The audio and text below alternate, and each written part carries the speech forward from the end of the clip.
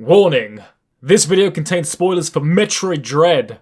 Viewer discretion is advised. Metroid Dread is so far up against the high bar set by its predecessors that you could argue it was fighting a losing battle before you even reached the title screen. It's been over a decade since the last brand new main series game, and in its absence, half of the indie scene has become so influenced by the genre Samus pioneered that it's almost become one big Metroid tribute. The bar the series has set itself may already be impossibly high, and this game, much like our protagonist herself, will have to do something very special and pull out some new tricks to rise above the tide of expectation. Was it successful? That's what we'll explore together throughout this video, but one thing that cannot be disputed is that after 11 years, she's back.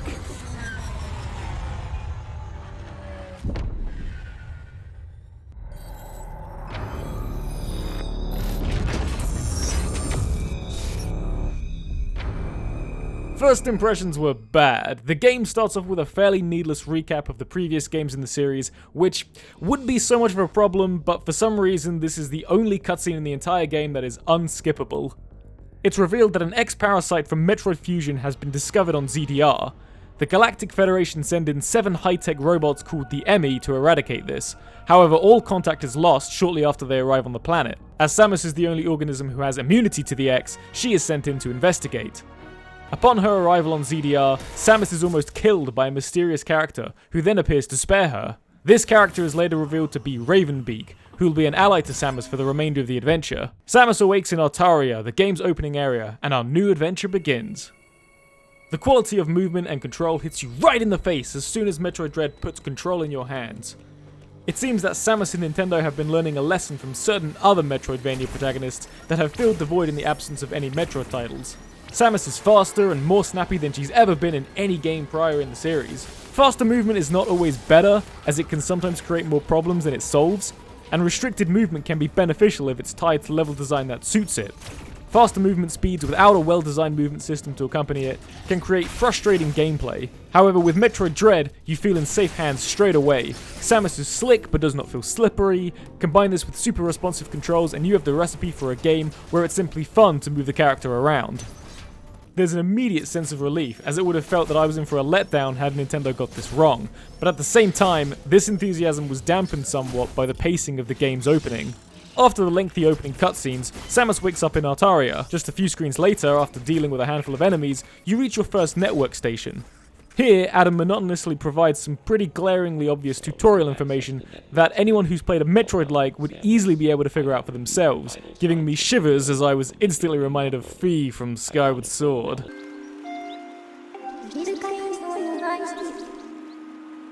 This was then capped off by, just 2 screens later, another tutorial, this time on the counter system. Something that I've noticed a lot of the big IP releases on the Nintendo Switch is that, with the exception of Breath of the Wild, they're generally too afraid to trust and allow the player to work out the mechanics of the gameplay for themselves. I was worried that Metroid Dread was going to follow this same pattern. Thankfully, this would not turn out to be the case. But I think it's fair to say that the opening area is not one of the strongest areas of the game, mostly because there's far too many interruptions in quick succession. The first EMMI encounter is just a couple minutes away, which has its own series of cutscenes, which you'll see for every EMMI encounter hereafter. Going back to that counter tutorial though, the game does itself a disservice by freezing the action to tell you how to counter. The problem with this is that the counter system is all about timing. It took me quite a while to get this timing down, and I think this is partly down to the way that the game teaches the technique. Freezing the action makes it difficult to get a sense of the timing required. Perhaps a very quick cutscene in full motion at full speed would have been better. From there, the visual cues would have done the rest of the work. So the strongest area of Metroid Dread is its movement. This is always one of the key aspects to the success of any Metroid-like. A well-designed and engrossing map will often fall short on its own if the player character herself isn't satisfying to control. Samus has a brilliant sense of momentum, which is due to a combination of her movement speed, her jump arc, and the slide, which is a genius inclusion that I can't see how it's going to be left out of the next 2D Metroid. It's something that I never thought of before I played Dread, but in the previous 2D games, it was a bit clunky to turn into the Morph Ball. This is basically because you had to put the brakes on, stand still, duck twice, and then move. In Dread, the slide gives Samus a new way to move through each area without slowing down. It also doubles up potentially as an evasive move too. Not only that, this time the Morph Ball and Slide gets its own dedicated button, completely eradicating the clunkiness I mentioned seconds ago. While you can no longer continuously wall jump on the same side of the wall, the Shine Spark is back, and so is the Ball Spark, the latter of which is extremely satisfying to use to find additional items. As always, most of these are optional, but Samus's moveset is so fun to use just in a vacuum that Dread may have still been a decent game without anything to collect at all. For example, take a look at the space jump. It's even more evident when you actually play it, but you can probably see from this footage that it's much faster and easier to pull off this move compared to previous games. This doesn't necessarily make it easier either. Although this is a bit of a nitpick in an otherwise superb game, I always found the space jump to be needlessly frustrating to use consistently in Super Metroid. In Dread, it never gets old, and once again, in the second half of the game, it becomes enjoyable just to move through each room. The power-ups are a huge slam dunk in Dread's favour. Anyone who thought that Nintendo were just going to stay with the standard Metroid power-ups can rest easy, because that is anything but the case here. A relief considering that if you look at the gap between the games, they probably could have gotten away with it. The classic items are back. Morph Ball, Space Jump, Wave Beam, Power Beam, and others all return. Let's just keep it interesting and look at the new ones. The Diffusion Beam causes a small explosion upon contact, just being able to destroy certain weak points in the terrain and unlock new areas. It may not sound groundbreaking, and that's because it isn't, but I like it because it feels like a nerfed version of the Wave Beam that you get really early in the adventure, which makes it an even better surprise when you get the real Wave Beam later on. The Phantom Cloak. This lets you turn invisible, but the trade-off is that you can barely move. This is only useful for the EMMI areas, but there's a big issue with those sections that makes this power-up massively underwhelming. More on that later. The Flash Shift is a move I never expected to see, because it feels like something more akin to a Castlevania game, and again, it seems like someone over at Nintendo has been playing other Metroidvanias for inspiration. In this case, it's a bit of a disappointment because it's only needed for a handful of specific instances during the game. It doesn't really work as an evasive move either because it's too slow and the majority of the moveset is so good that you can efficiently deal with bosses without the Flash Shift. Not sure about this one, maybe we'll see some tweaks to it in the sequel. Spin Boost! It's a double jump, and I can't believe it's taken this long for a Metroid game just to bring in such a standard upgrade. Then again, I suppose we did always have the space jump, and in fact my only criticism of the spin boost is that if they're going to include it, I'd prefer to see it much earlier in the game as it's far too quickly replaced by the space jump. The Storm Missile is an absolutely class addition. You can now charge up the missile button, which allows for a soft lock-on, as well as being able to fire missiles into multiple targets, or multiple missiles into one target. This is extremely satisfying to use against strong enemies, and one of the main contributing factors to the bosses being as fun as they are. It gives the impression that these bosses are real beasts that can take a ton of punishment, making the reward even better when you finally overcome them.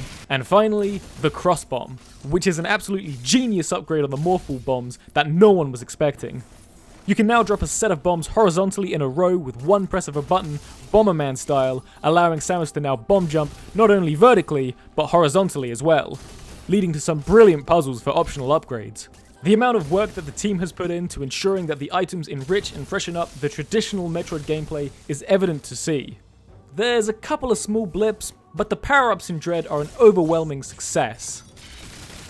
It really shows that Nintendo are on top of their game with Metroid Dread, and it seems to me that they've studied the previous games in the series. They've really done something special with Samus's moveset and items. This may be the best Samus has ever felt to control across the whole series. By the way, when I said that I guessed they studied the previous games, I don't just mean in terms of the movement, I meant in terms of the level design as well, and in this area, they were nowhere near as successful. Put simply, the main issue I have with the level design in Dread is that it's all too straightforward. As the game starts, you immediately can't go right because of a charge beam door. Following this, you can't go left. This leads into the first EMMI sequence, which is largely scripted and only spans a couple of rooms. There's no decision to make here. At this point, the game's only just started, so I can excuse the linearity. Well, shortly afterwards, you come to a computer room which has 4 doors in it.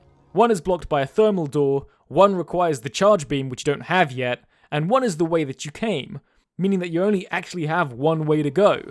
Shortly after that, the game leads you to an underwater section. Now, here you have the potential choice to either go through this door above or slide through this lower gap, except you don't because you can't reach the door above yet. Slide through the gap below and boom, you can lower the water level. This means you can now make the choice to either go through that door or carry on into this new area in front of you, right? Wrong, because this time the gap is slightly off the ground, meaning that you need the Morph Ball, which you also don't have yet. Once again, the decision is made for you. You can go back to that computer room with the charge beam, so this time you can go through that top right door, which leads you to an area where, within seconds, it becomes clear that again, there is only one way to go, because all of the rooms are either sealed off or require a power-up that you don't have yet. Once you reach the generator, the only path back literally opens up in front of you. Although you still get some dialogue where Malcolm tells you what to do. There is no record of you have message you have continued forth there are. Here in Cartaris, after getting past the EMMI section and draining the lava, you realize that you can pull the platform down to proceed. You are then presented with two doors. One is just a dead end though, so you follow the lava flow to go through the other one where you're met with a wide beam block. As you don't have the wide beam yet, you have to go up. The next choice is left or right, except you can't go left because you don't have the morph ball yet. Go right and it takes you onto a pretty linear path which takes you to Daron. But again, all of this is earlier stages of the game, so let's take a look at Daron. At first, there is only one way to go until you turn the power on, which is fair enough as most of the doors are locked. Super Metroid did something similar in the wrecked ship, and it provides some nice escalation as you predict what is going to happen next once the lights get turned back on. There's only one way to go until you turn the power back on, and once you do, you still only have one way to go because you need the grapple beam, speed booster, or wide beam to get anywhere. You get the wide beam, and that only opens up one way.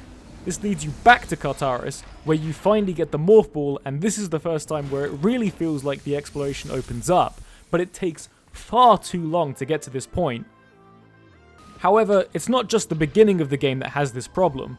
Take Burinia for example, which is one of my favourite water areas in the entire series. It funnels you through into this massive vertical room. This might lead you to think that there will be multiple decisions to make, but you quickly realise that you can't cross any of the gaps. This takes you to another set of doors, only one of which you can actually use, missile through, and you get the flash shift. After going through Gavaran, you've obtained the ice missiles, storm missile, the space jump, and then you finally get the gravity suit. I remember at this point thinking there were so many different ways I could now explore, except the nearest exit takes you back to Altaria again, where a story beat happens and everything gets frozen over.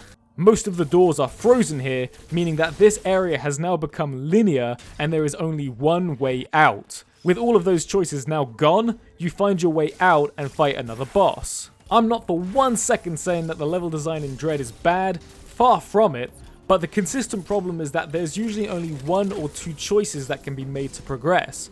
The game is still extremely fun to play, but I can't deny that exploration is pretty disappointing, even compared to Metroid Fusion. Fusion has always been considered the most linear 2D Metroid, but now I think Dread takes the cake. Fusion might literally tell you where to go with markers, but it usually gives no clue of how to actually get to that marker. I remember getting lost a few times during my playthrough of Fusion, but in Dread that just didn't happen. That can be a good thing, but the best Metroidvanias should make you feel lost from time to time. You have to find a way to master the environment and overcome that psychological brick wall. Alternatively, you don't want it to be a boring mess and make the player get stuck all the time, but I'm just saying that Dread does not quite get this balance right. On the other hand, Dread does flow extremely well and is one of the most playable games in the series. It's also extremely fun to speedrun, if you're into that.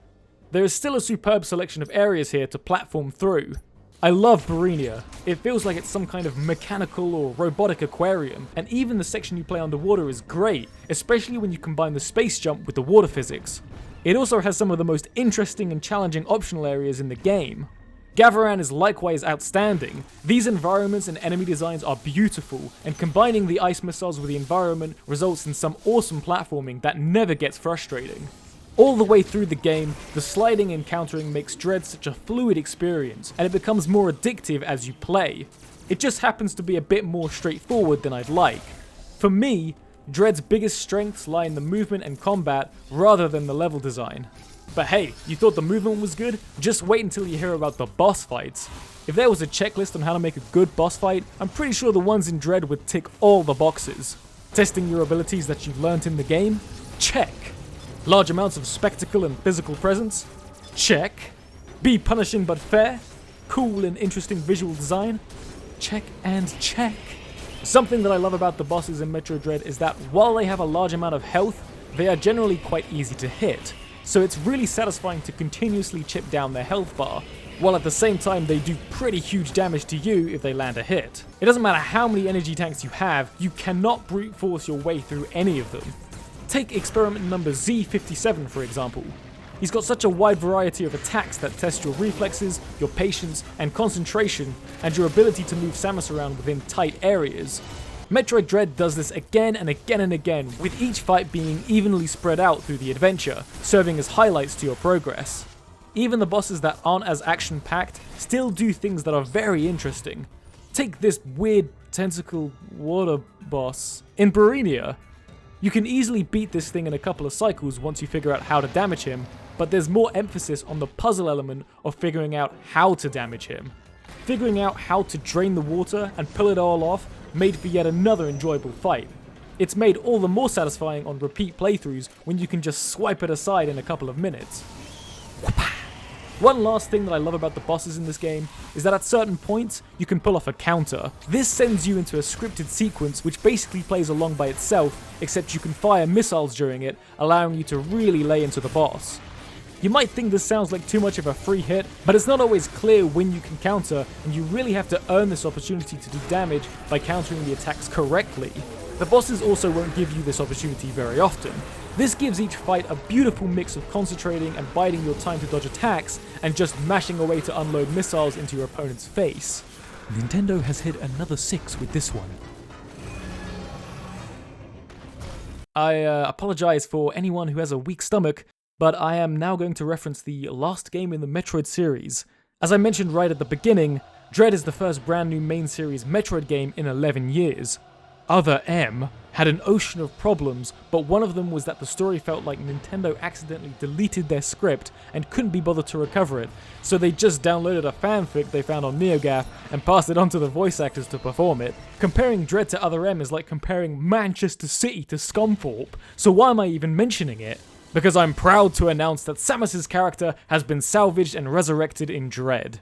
This is mostly due to the fact that the cutscene direction is pretty outstanding, and what's so effectively consistent in these scenes is Samus's body language. I absolutely love the fact that she's so calm, but more than that, Samus is not trying to be cool, she actually behaves like a human being. Check out this scene.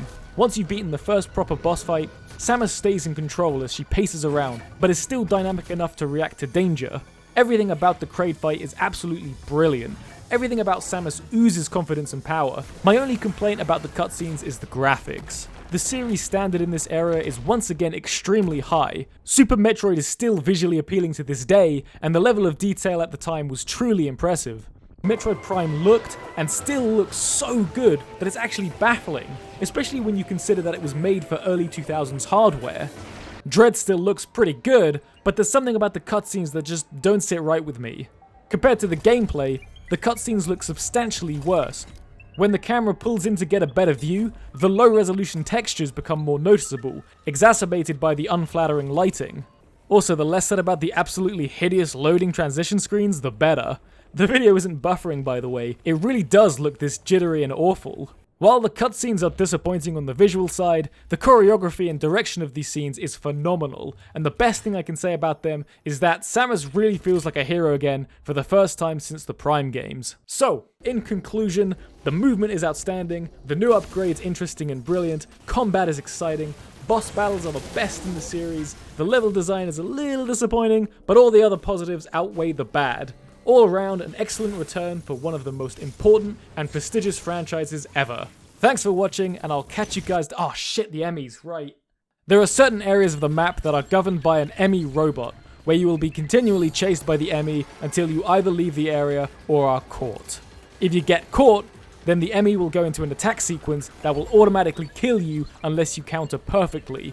And their attacks are dependent on RNG, so you'll only likely get a counter a small percentage of the time. These areas aren't wholly terrible, but they don't achieve what they're trying to either.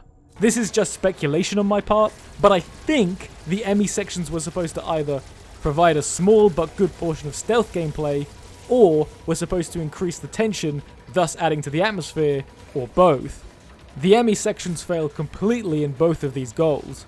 Firstly, in terms of stealth gameplay, They're just not good because in almost all of these sections, the optimal strategy is always just to run in a straight line, making a beeline for the nearest exit and just don't stop running. This would be fine if we were playing something like, I don't know, Sonic the Hedgehog, where keeping your momentum and trying to dash through everything is the main point of the game from the start, and exploration is more of a secondary concern in that game, but in Metroid, that's the other way around. There's only a handful of moments where you actually need to sneak around the EMMI to stay alive. In these cases, you generally need to use the new upgrades that make you turn invisible, but also make you extremely slow.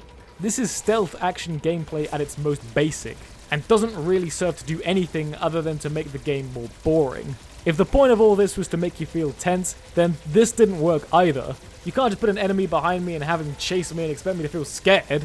You're gonna have to work a lot harder than that, Nintendo. I'm just saying, you know. What makes this worse is that Metroid follows on chronologically from, and is probably most similar to, Metroid Fusion, a game which was genuinely scary and had an amazing atmosphere despite being released on the Game Boy Advance nearly 20 years ago. In Fusion, the SAX effectively only appeared in scripted sequences where you had to figure out the correct method of staying out of her way. This sounds like it would be less stressful than the EMMI sections, but the reason why it worked in Fusion is that it spent the entire game building up the SAX as an unstoppable killing machine that had you cramped up in small environments where you were the underdog. You had to think on your feet to survive, and every encounter became a memorable highlight. In Dread, you generally just run away for a few rooms. Suffice to say, I don't think they executed what they tried to do particularly well. At the same time, I don't think the concept was taken as far as it could have been either.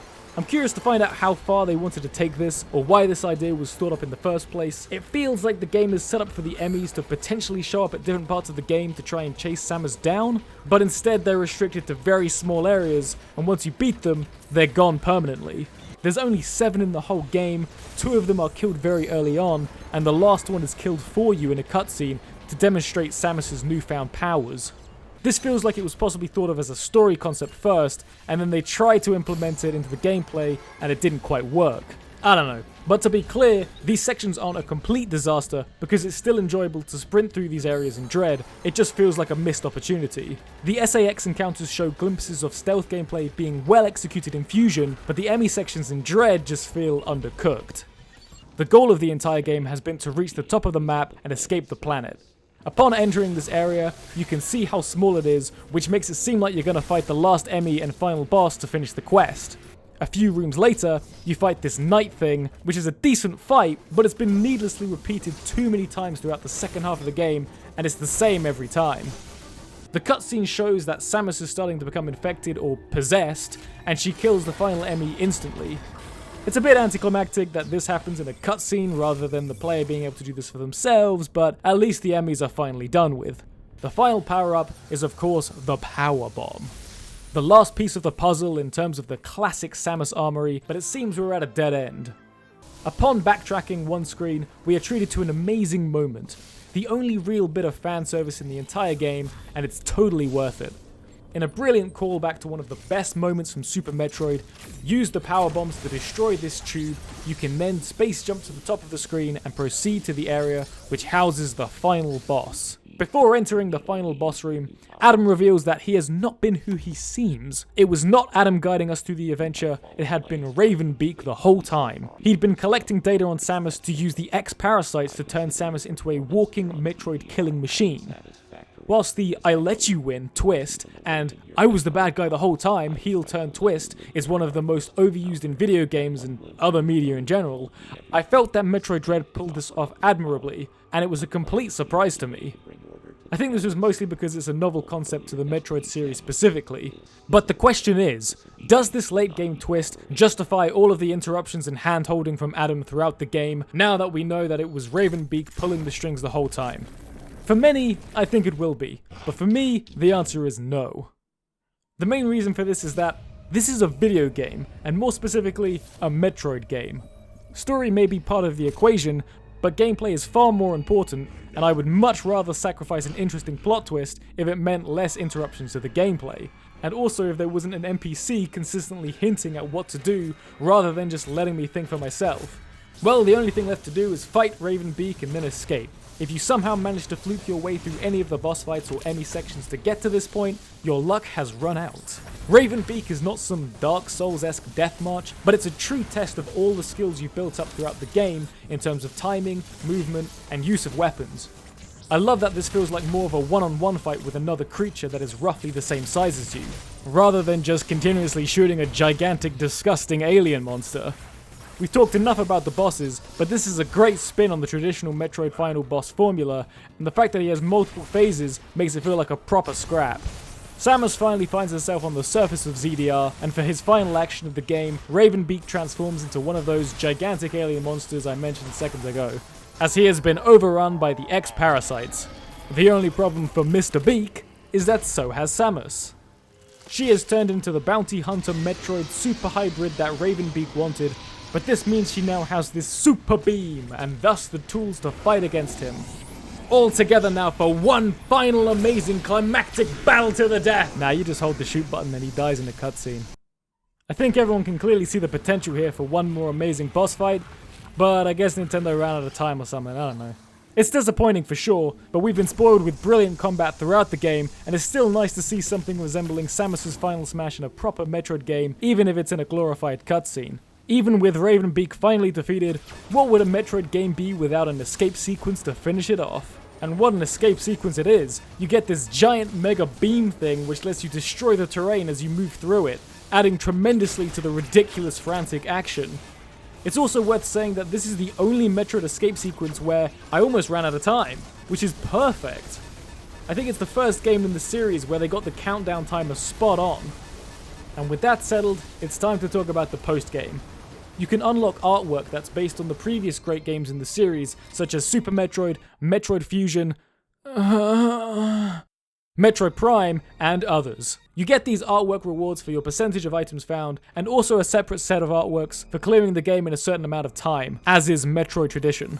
The rewards for the item percentage are very welcome, as collecting all of the items is so fun that it's already rewarding enough in itself. The clear time rewards are more questionable, as they are labelled by the game as endings, except they're not really. The actual cutscene ending never changes no matter what happens during your playthrough, you just get a different piece of artwork. They're a bit of a damp squib when we're talking about it being the reward for completing the entire game on hard mode in under 4 hours. Oh yeah, you also unlock hard mode. I don't think it's really acceptable to not even give the player the option to select the hard mode from the start, but, you know, there you go. It just seems kinda harsh to force the player to do at least 2 full playthroughs to get 100%.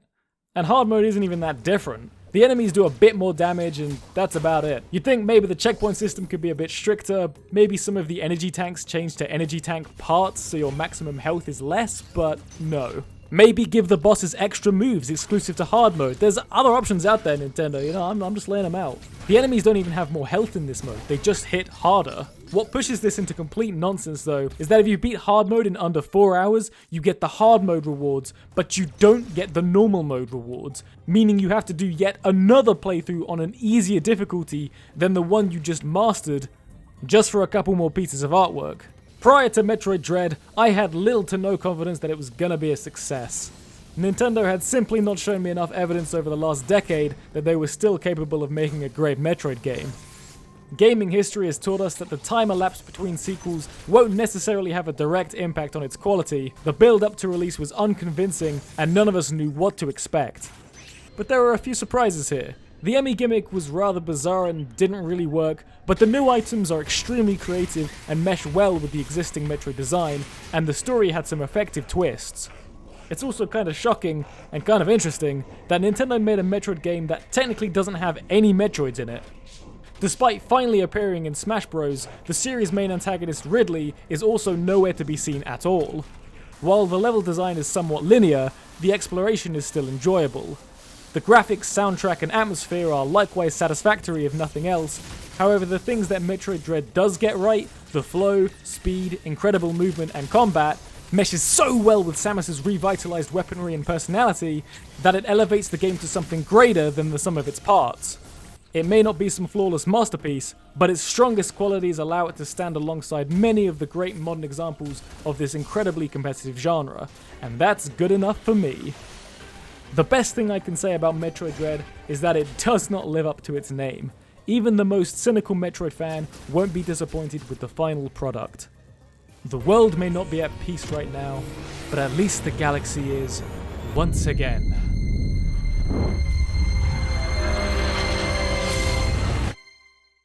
Thanks for watching.